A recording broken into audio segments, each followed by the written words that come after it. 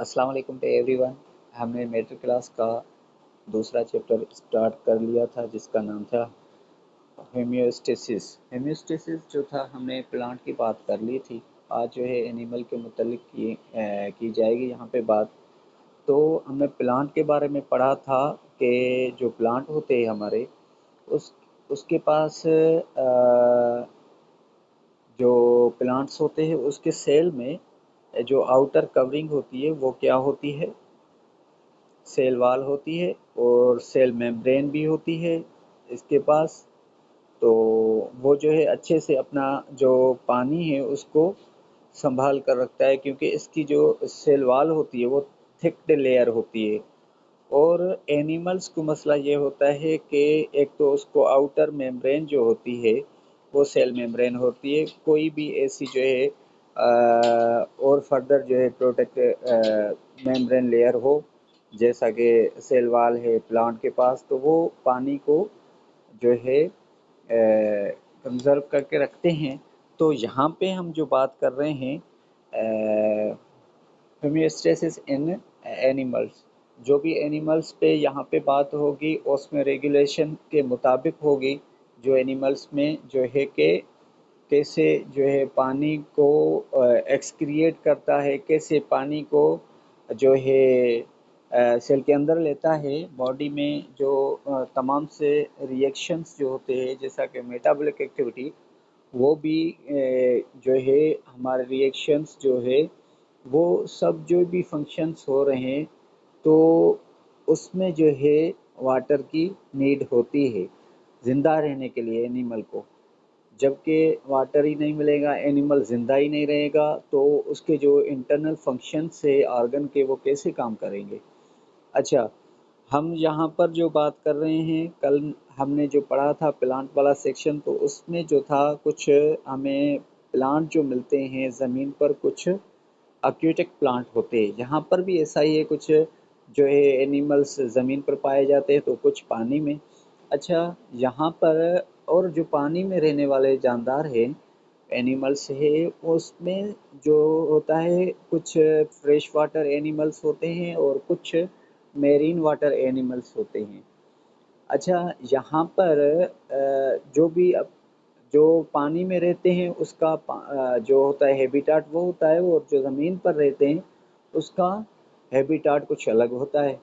ठीक है, तो यहाँ पर जो हम बात करेंगे कि ये पानी जो है या सॉल्यूट जो है, सॉल्यूट और सॉल्वेंट को कैसे बैलेंस करके एनिमल अपनी बॉडी में रखता है, और जो इसके फंक्शंस होते हैं जैसा कि मेटाबॉलिक फंक्शंस के लिए रिक्वायर्ड होता है ये पानी का होना भी।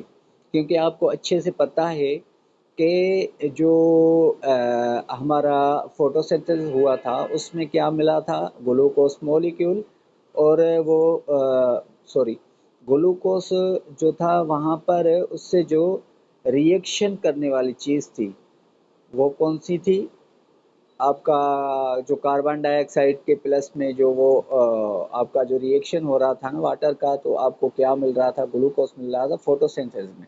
मैं वो बात कर रहा हूँ। अभी जो रेस्पायरेशन में जो हमें एनाबॉलिक रिएक्शन होता है उसमें कुछ चीज़ बन रही होती है, और जब हम मेटाबॉलिक रिएक्शन की बात करेंगे, मेटाबॉलिक फंक्शन की बात करेंगे, वहाँ पर चीज़ों को तोड़ना होता है। हमें क्या मिला, ग्लूकोज मिला, एक कार्बोहाइड्रेट है, ठीक है।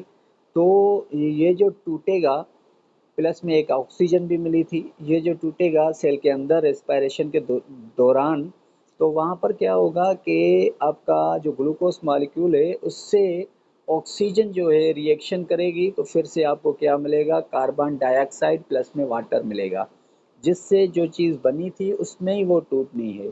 ठीक है, तो यहाँ पर ओस्मो रेगुलेशन अभी बात करेंगे।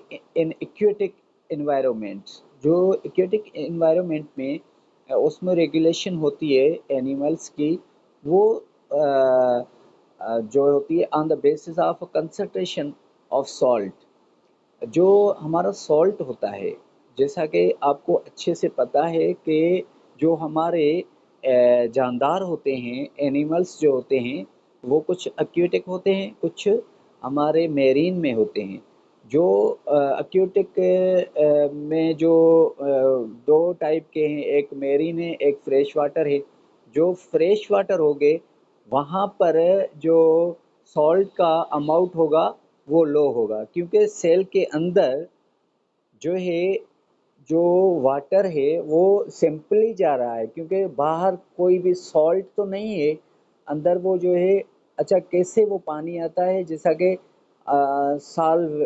जो सॉल्यूट है जिसको हम सॉल्ट कहते हैं, सॉल्वेंट हमारा क्या है, वाटर है। अंदर जो रिएक्शन होगा, जो हमारे पास सॉल्ट होगा अंदर, तो अंदर वाली जो कंडीशन होगी वो हाइपरटोनिक होगी, और बाहर वाली जो कंडीशन होगी वो क्या होगी, हाइपोटोनिक। यहाँ पर फ्रेश वाटर में क्या हो रहा है कि बाहर हाइपोटोनिक कंडीशन है, और अंदर जो है क्या है हमारा, हाइपरटोनिक है। ठीक है, बाहर हाइपो है, अंदर हाइपरटोनिक है। तो यहाँ पर एनिमल्स के सेल को, फ्रेश वाटर वाला जो एनिमल है उसको सॉल्यूट जो है, मतलब सॉल्ट जो है उसको नहीं रखना पड़ेगा, क्योंकि वो इतना कम रखेगा, क्योंकि वो वहाँ से आसानी से पानी अंदर आ रहा है। और हम बात करेंगे जो मेरीन वाटर में हैं, तो वो वहाँ पर क्या होता है, बाहर जो कंडीशन होती है सॉल्ट ज़्यादा होता है, तो हम कह सकते हैं कि बाहर जो कंडीशन होती है हाइपरटोनिक होती है। मतलब हाइपर टोनिक इसलिए होती है क्योंकि सॉल्ट की कंसंट्रेशन मेरीन में ज़्यादा होती है, जैसा कि समुंदर का पानी। तो वो मेरीन एनिमल्स क्या करते हैं कि अपने अंदर, बॉडी के अंदर या सेल के अंदर जो सॉल्ट होता है उसको जो है एक्सक्रिएट करते हैं। तो वहाँ पर एक्सक्रिएट करने के लिए, जिसको इसको सेल को जो होती है वाटर की ज़रूरत भी ज़्यादा होती है, फिर वो क्या करते हैं, सॉल्ट को अंदर जमा करना स्टार्ट करते हैं। जैसा कि बाहर भी बहुत ही सॉल्ट है, तो अंदर जैसा कि उससे भी ज़्यादा सॉल्ट जो है जमा करेंगे या उतना ही, तो बाहर से क्या आएगा, पानी आएगा अंदर सेल के अंदर। तो वो पानी को कंजर्व करेंगे, इसको जो है एक्सेस जो अमाउंट में सॉल्ट आया है फिर से उसको बाहर निकालेंगे। ठीक है, एक तो पानी से आया, एक तो इसके पास भी था। ठीक है, ये बार बार रिपीट करते रहेंगे। अच्छा, वो जो ओस्मो रेगुलेशन फ्रेश वाटर की हम पहले से बात करें, तो फ्रेश वाटर में क्या होता है, जो एनिमल्स होते हैं वो मैंने पहले ही बताया, उसकी जो कंडीशन होती है इनसाइड वो हाइपरटोनिक होती है बॉडी के अंदर, और जो है बाहर जो होता है वो कंडीशन क्या होती है, हाइपो हाइपोटोनिक। यहाँ पर फ्रेश वाटर की बात हो रही है ना, तो यहाँ पर इंटरनल कंडीशन क्या होगी, हाइप हाइपरटोनिक, यानी अंदर इसको सॉल्ट रखने की ज़रूरत होगी। अंदर जो है इसके पास सॉल्ट पड़ा ही होगा, तो तभी तो बाहर से पानी अंदर आएगा। सेल के बाहर जो है हाइपोटोनिक है, तो वो क्या होगा कि बॉडी के अंदर जो है जो प्रॉब्लम्स फेस करने पड़ते हैं सेल को, तो उसके लिए इसको फ्लूइड की ज़रूरत पड़ती है। तो वो क्या करते हैं कि वाटर को अंदर ले लेते हैं और सॉल्ट को निकाल लेते हैं।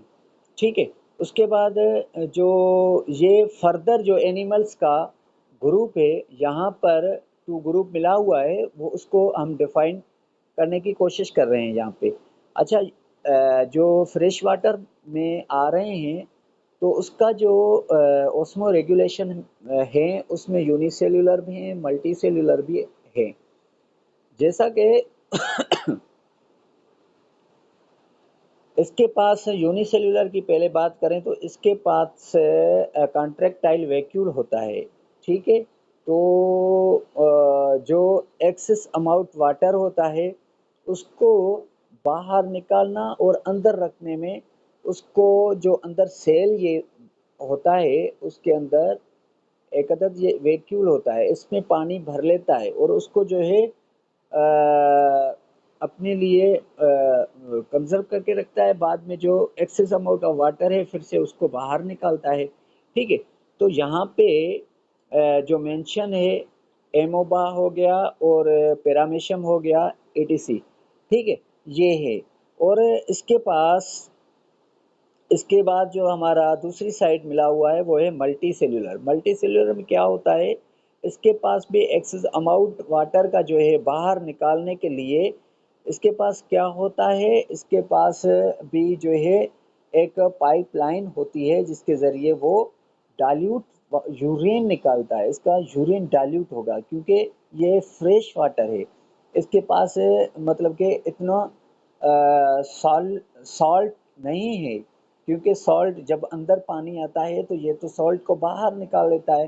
कम अमाउंट में जितना सॉल्ट सेल के पास होता है या एनिमल की बॉडी में जो होता है वो बाहर निकाल लेता है।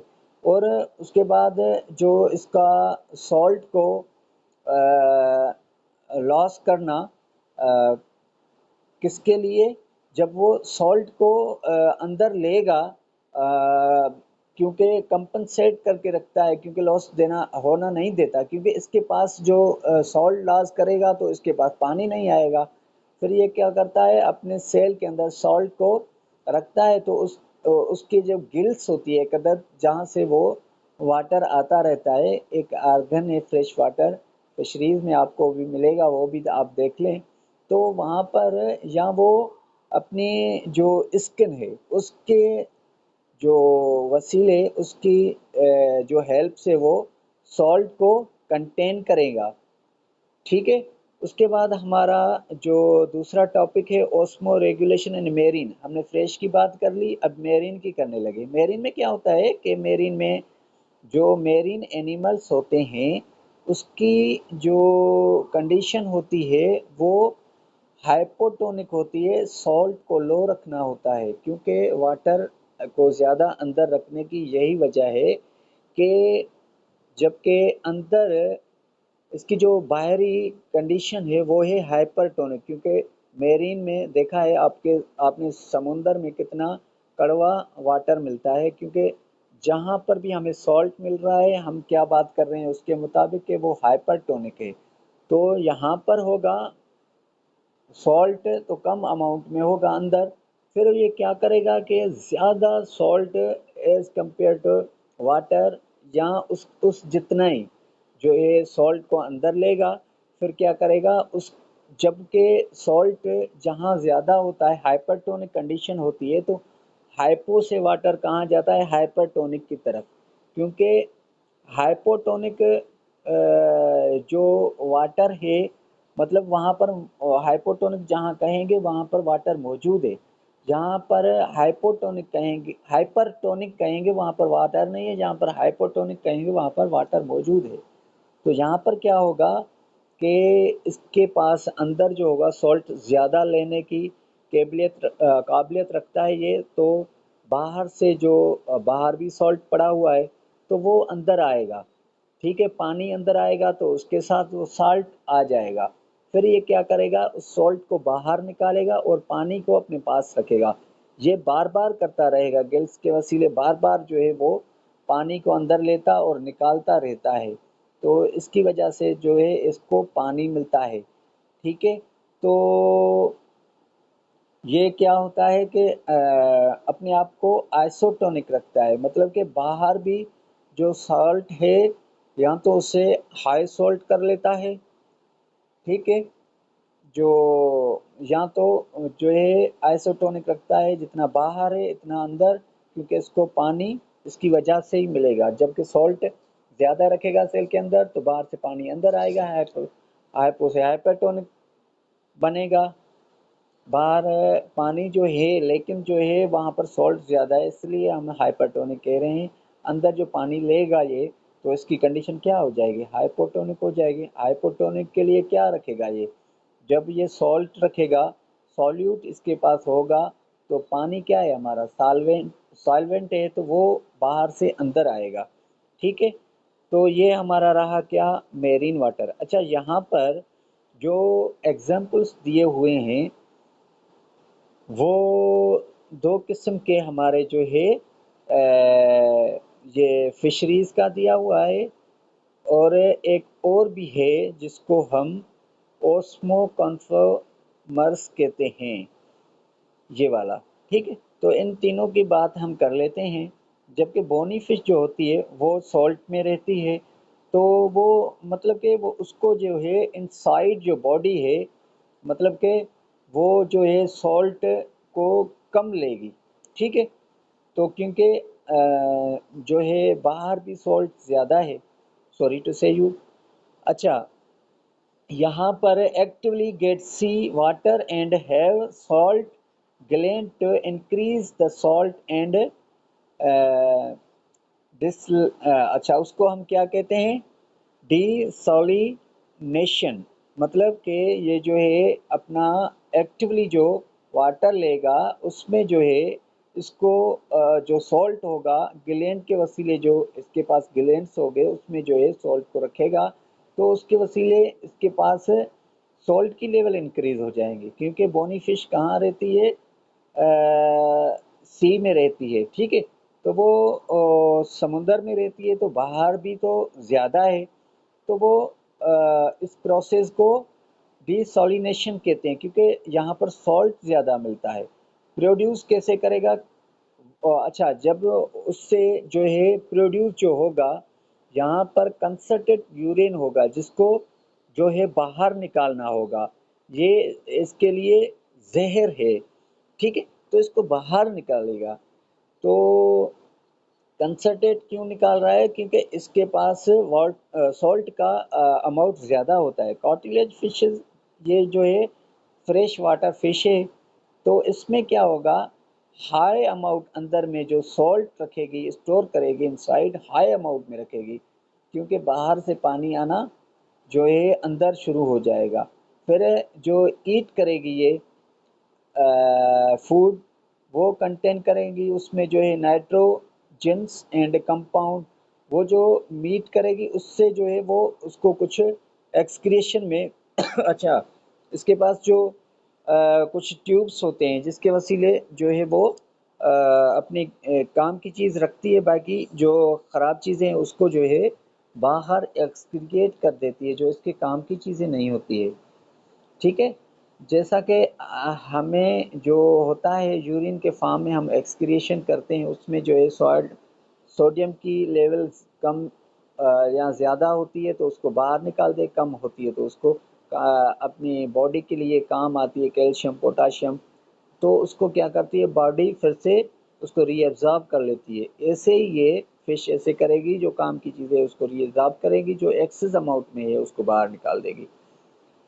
अच्छा, अभी ये जो टॉपिक है इस पर आ जाएं, तो इसमें क्या है कि ये होगी, इस पर जो कंडीशन होगी यहाँ पर इक्वल कंडीशन होगी, यानी कि आइसोटोनिक ये एनिमल्स हो गए। जितना अमाउंट सॉल्ट का होगा उतना ही अमाउंट जो है अंदर भी उतना ही होगा और उतना ही जो है पानी आता रहेगा। तो यहाँ पर जो एनिमल है not require any activity to adjust their the internal osmotic condition, इसको रिक्वायरमेंट ही नहीं पड़ती है ऑस्मोटिक कंडीशन को एडजस्ट करना, क्योंकि बाहर अंदर एक ही कंडीशन होती है। तो यहाँ पर जो आता है आपका यूनिसेल्युलर्स एनिमल्स आते हैं जो हमने ऊपर पढ़े, वही।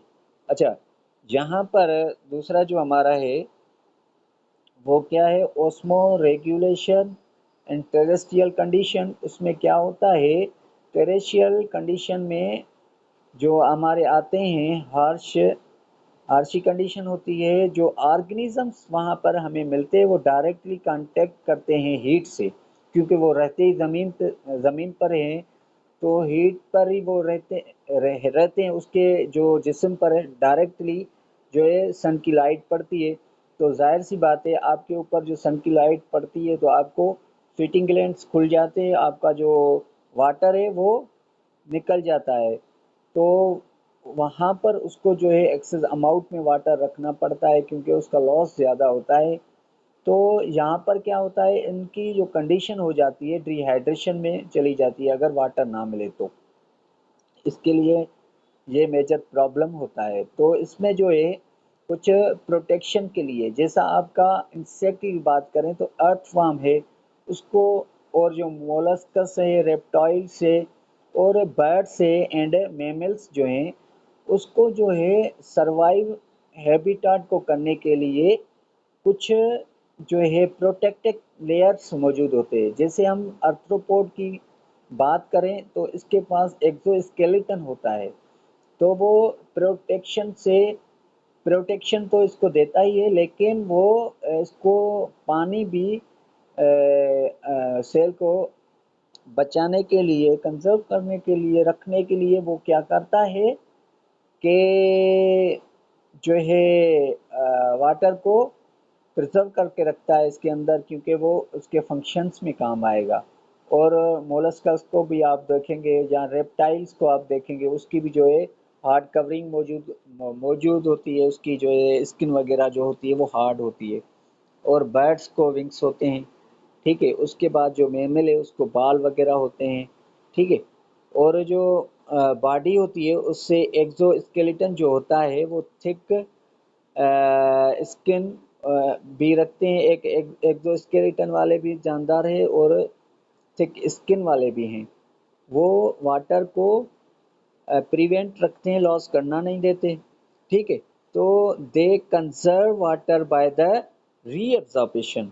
तो इसमें कंजर्व करने के लिए रीअब्जॉर्प्शन भी होती है, किसके वसीले? किडनी के वसीले। उसके पास क्या होता है, रेक्टम जो होता है नेफ्रॉन में, तो वहाँ से वो रीअब्जॉर्ब करता है अगर वाटर की ज़रूरत हो तो। उसके बाद जो हमारा कुछ एनिमल्स क्या करते हैं, वो प्रोड्यूस करते हैं फैट से वाटर, जो कैटाबॉलिज्म में वो जो है उसको मिलता है। जबकि वो जब उसमें कैटाबॉलिज्म रेस्पिरेशन जब होती है, वो जो इसके सीड्स जो होते हैं उसको जो है वो फैट्स उसमें होता है, तो उसको जो जब कैटाबॉलिक रिएक्शन होता है तो वो कार्बोहाइड्रेट जब टूटते हैं तो वहीं से उसको आ जाता है जो है पानी। जैसा कि रेगिस्तान में आपको ऊँट मिलेगा, वहाँ पर तो भाई पानी भी कम होता है, उसको जो है पानी की ज़्यादा ज़रूरत होती है, ठीक है। तो वो कंजर्व करके रखता है, प्रिवेंट करके रखता है, संभाल कर रखता है। तो दूसरा जो है यहाँ पर कैंगरूज लिखा हुआ है, लेकिन कैंगरूज नहीं होगा यहाँ पर। जो है जो है हाँ, कैंगरूज भी सही है, लेकिन जो है यहाँ पर जो रेगिस्तान में वो माइस वगैरह रहते हैं, ठीक है। उसको जो है वो भी जो है बीज खाते हैं, तो वो भी अपना वाटर कंजर्व करके रखते हैं। अच्छा, ये कंटिन्यूसली वाटर को ड्रिंक भी करते हैं, क्योंकि यूज़ करते हैं जो लिक्विड है उसमें जो है फूड को। जैसे आपका ब्लड है वो एक फ्लूइड है, उसमें आपका जो है फूड जाता है आपके सेल्स के पास, हर किसी के सेल के पास, मतलब कि हर एक के सेल के पास जाता है, क्योंकि वहाँ पर सेल को ज़िंदा रखने के लिए जाहिर सी बात है पानी की ज़रूरत पड़ती है। तो आपकी ब्लड वहाँ पर लेकर जाती है वो फ्लूइड को, जो है प्रिवेंट रखने के लिए इसको पानी को ज़्यादा लेना पड़ता है। अच्छा, उसके बाद होता है एक्सक्रीशन। एक्सक्रीशन क्या होता है, उसमें जो आपका जो मेटाबॉलिक रिएक्शन होता है ऑर्गेनिजम्स का, वहाँ पर कैटाबोलाइज किया जाता है किसको? प्रोटीन को। और नाइट्रोजीनियस कंटेनिंग जो कंपाउंड्स है उसको प्रोड्यूस करते हैं, तो वो कुछ जो होते हैं टॉक्सिस होते हैं। जैसे नाइट्रोजीनियस कंपाउंड्स में से जैसे आपका डीएनए आरएनए टूटता है, तो वहाँ से भी आपके जो है आपका वो ज़्यादा अमाउंट में जो है टॉक्सिक मटेरियल्स, जैसा कि अमोनिया हो गया, ये भी जो है आपका टूटेगा, या उसको जो है बाहर निकालना पड़ता है। जैसे प्रोटीन टूटती है तो आपका अमोनिया भी उससे अमाइनो एसिड में होता है, तो वो भी निकलेगा। और यूरिया जो है, यूरिक एसिड है, वो भी एक्सक्रिएट करने वाली चीज़ें हैं, और नाइट्रोजनियस वेस्ट उसको जो है बाहर निकाला जाएगा। ये जो कंपाउंड्स है, बॉडी को अक्यूमुलेट करना होगा, क्योंकि ये जो बॉडी को डैमेज करते हैं सेल्स को, सो इसके नतीजे में जो है बॉडी को नुकसान पहुंचता है। सो ये जो प्रोडक्ट्स बने हैं इसको जो है रिमूव करना पड़ता है बॉडी से। तो नाइट्रोजनस वेस्ट और मेटाबॉलिक वेस्टेज जो होते हैं उसको एक्सक्रिएट करना पड़ता है। और जो प्लांट का आपका वो प्लांट का जो मेटाबॉलिक है वो डिफरेंट होता है एनिमल से। अच्छा, जैसे आपका प्लांट्स हो गए या ये होते हैं autotroph. Initially they produce carbohydrate as a primary products. आपको पता ही है कि आपका जो प्लांट होता है वो इनिशियली प्रोड्यूस करता है कार्बोहाइड्रेट।